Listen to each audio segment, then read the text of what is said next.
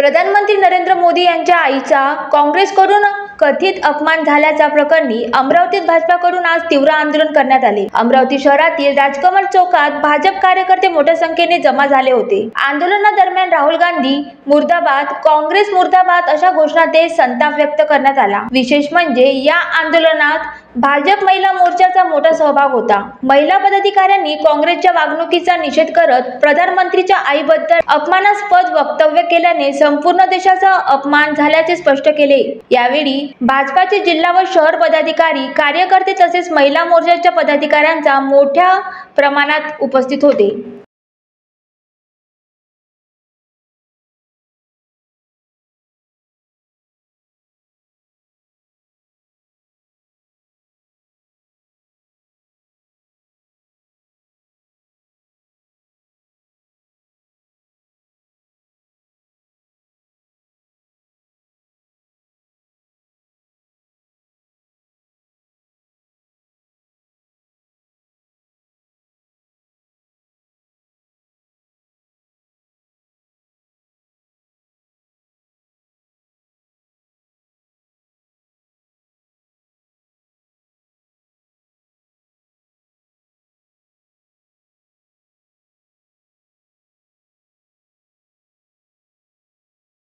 Vidarbha city news Amravati.